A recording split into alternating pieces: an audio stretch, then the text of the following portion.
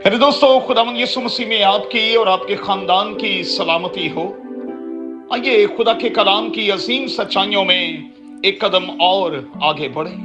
अपने सामने रखें कुरिन्थियों के मसीहियों के नाम मुकद्दस पौलुस का पहला खत, उसका 6वां बाब और उसकी 12वीं आयत। आज सुबह के लिए हमारा मजमून होगा एडिक्शन।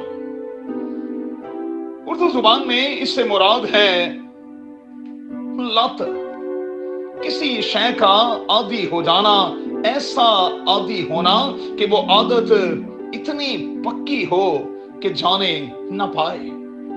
अब उर्दू जुबान में एडिक्शन की, लत की तारीफ क्या है? सादा जुबान में अपने नफ्स के हाथों मजबूर हो जाना, ऐसा मजबूर कि ना चाहते हुए उसी अमल को दोहराना जिससे आपको शायद नफरत सी भी है।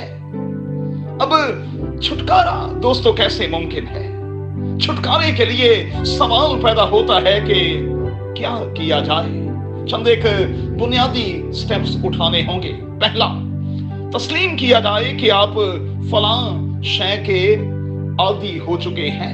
दूसरा, माना जाए कि यह अच्छा फेल नहीं है, नफरत का इजहार किया जाए। तीसरा, नफरत जितनी शदीद होगी, इस लत से, इस इल्लत से उतना ही निकलना ज्यादा आसान होगा।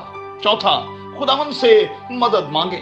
पांचवा, ऐसा मौका बनने ही ना दें, मतलब ऐसी जगह पर, ऐसे मुकाम पर मत जाएं जहां गुनाह दबका बैठा हो और आपका मुंतजिर हो।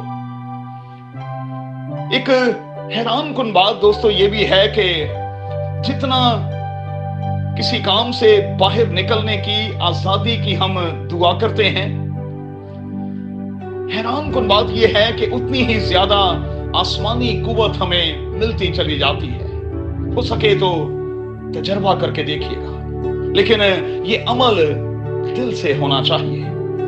अब जरा खुदा के कलाम की तरफ आ जाएं। मुकद्दस पौलुस क्या कह रहा है?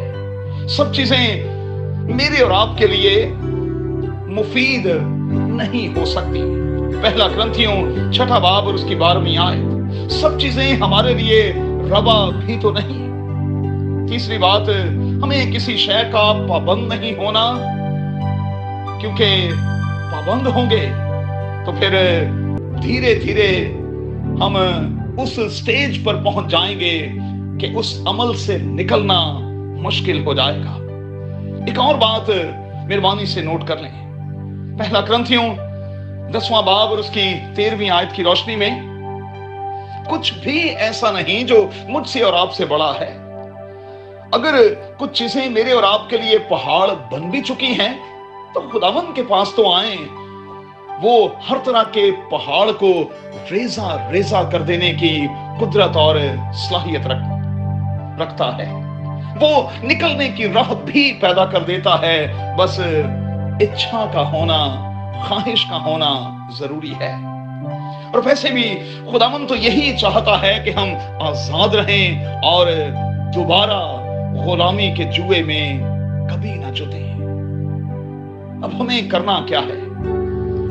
याकूब का खत, उसका 4वां बाब और उसकी 7वीं आयत के मुताबिक खुद को सरेंडर करना है, खुदा के ताबे हो जाना है, इब्लीस का मुकाबला करना है, तो फिर इब्लीस जो है वो भाग जाएगा। हर तरह की एडिक्शन का असर जो है वो खत्म होता चला जाएगा और आप आजाद होते चले जाएंगे। आज मेरी हाथ उठाकर सुबह में उन तमाम मसीही बच्चों के लिए दुआ है जो किसी भी तरह से, किसी भी लत का शिकार हैं, कि कादिर खुदा उन्हें बाहर लाए, कादिर खुदा उन्हें नशे की दुनिया से बाहर निकाले और वो खानदान के लिए बरकत का, चर्च के लिए बरकत का बायस बने, यीशु के नाम में, आमीन। If you want to see more content like this, make sure to like, share, subscribe, and hit the bell notification so you don't miss any new videos.